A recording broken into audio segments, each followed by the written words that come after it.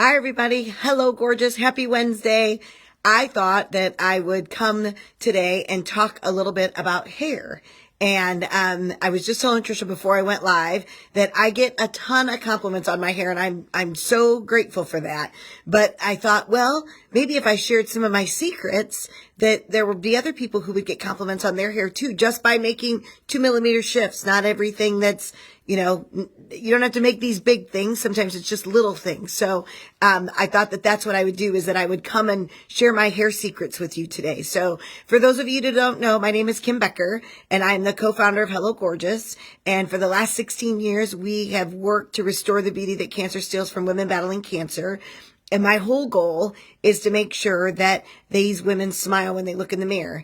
And I think that that's why the hair for me is such, I know it's not everything, but all the years that I was a hairdresser behind the chair, there were so many women that would come in, and when they would share with me that they had been diagnosed with cancer, that was the first concern, is that am I going to lose my hair? And then if they were going to lose their hair, what different options did they have? Because they might lose their hair. And so, I think about that a lot. I was very fortunate that when I went through my cancer journey, I had to have a surgery, and then that was it. I didn't have to go through any extensive treatment. But hearing those words that you have cancer it still takes you aback. And that is one of the things that you think about. Okay. Well, and even me knowing all the things that I knew, it can be a little daunting, but I thought, because I was a hairdresser for all the songs, I will tell you that when we wrote our book, the second book that we wrote, called I Promise to Put My Lipstick On When I Get There. And it's basically a what to expect when you're expecting, but for someone going through cancer. And I would get so frustrated as we were writing this book, and Mike would always say to me, "What is wrong with you? Why are you so uptight?" And I'm like, it's silly. This is, everybody knows this stuff. All the information that's in this book, everybody knows it. And he would say to me, "You know it because you were a hairdresser for 30 years and you lived, eat, and breathed it for, however long it is, 10 or 14 hours every single day." But there are people that don't know what you know. And so you need to get it out there, and you need to share it, because women need that. And that's just it, right? We don't know what we don't know. So I thought that I would have some fun, and I would just come and share with you my let's just say it's my hair regime, exactly what it is that I do from start to finish in order to have my look the way that it is. So first thing is that I pretty much, this is not my natural color, in case any of you were wondering. And so Trisha does my color about once every 6 weeks, where she'll color it. She just touches up the gray. Believe it or not, I'm old enough to have gray hair, and she throws some highlights in it for me. And then in between that, about every 3 weeks, I do it myself, where I can just touch up. That's a really nice thing. I said I'm grateful that I'm a hairdresser and not a brain surgeon, because I can touch up my hair myself. And so I'll just go in and just touch up the new growth a little bit. She does a much better job, so I'm grateful for that. And so so I get it trimmed about every 6 weeks as well.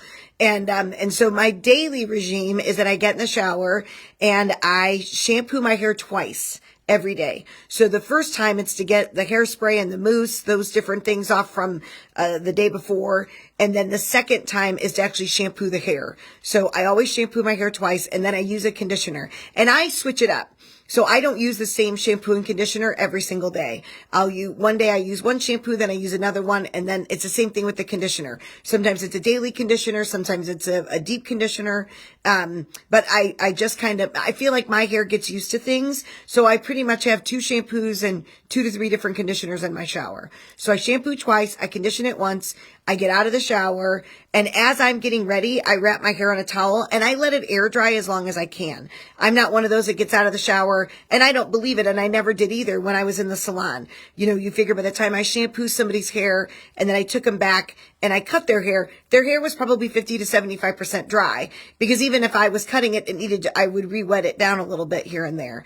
And so I don't believe that it's a good thing that when your hair's sopping wet that you should go straight to the blow dryer. I think that you need to let it air dry. So normally what I do is I wrap my hair in a towel, and I let it air dry, and I do all the other things. I put my contacts in, I brush my teeth, I get dressed, I put my makeup on, and then I take my hair down out of the towel, and then I use 3 different products. I use a spray-on leave-in conditioner, which helps hold my color in. I use Moroccan oil, which is an oil. It just kind of seals it and keeps the hair real healthy. And then I use a mousse. So in case you can't tell, I like big hair. And my friends would call it, my friend Susan especially would calls it Indiana big hair.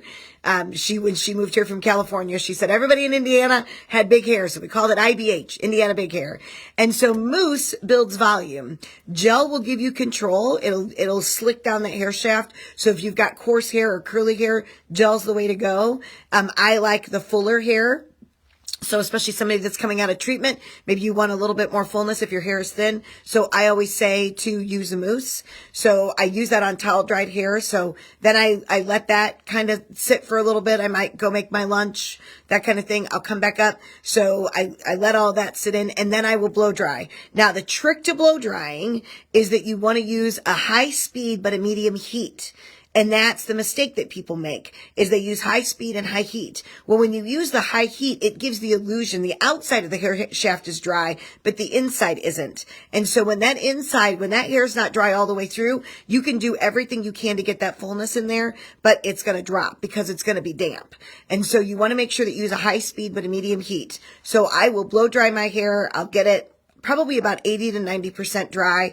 And then I go back in and I round brush my hair. Now, what I do, and it's the trick that I've used, and that is that I split my hair in thirds. So when I round brush it, I do the bottom half, and then I do the middle, and then I do the top. So the bottom I flip up, and these 2 sections I use a big round brush and I just pull it down. And then I use, once I do that, I use a curling iron just to kind of flip up the ends. And then a pick is my best friend. So a lot of times I'll take a pick and just do a tiny bit of back combing, just because my hair has a tendency to fall during the day. I'm not one to mess with my hair during the day. So I like to do it once in the morning and then I'm done. I'll apply my lipstick a couple different times, but I don't mess with my hair for the rest of the day. So it is what it is. If it doesn't look like this at the end of the day, you know what it looked like when it started out today.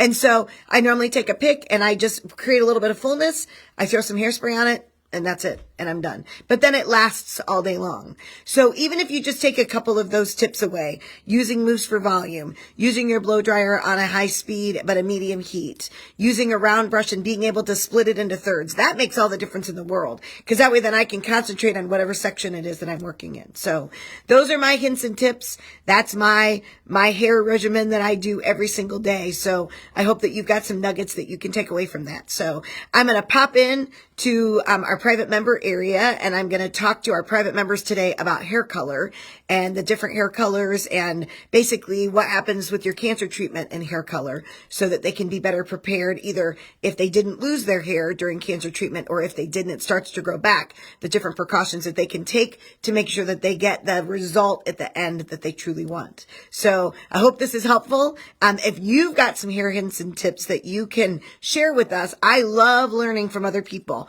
So anything that you do that you think that would be helpful to me, or if you're going through cancer treatment and you found something that's helpful for you, make sure that you let us know. So those private members from part of our gorgeous toolbox, I will catch you over in the private member group. Have a great day. Bye.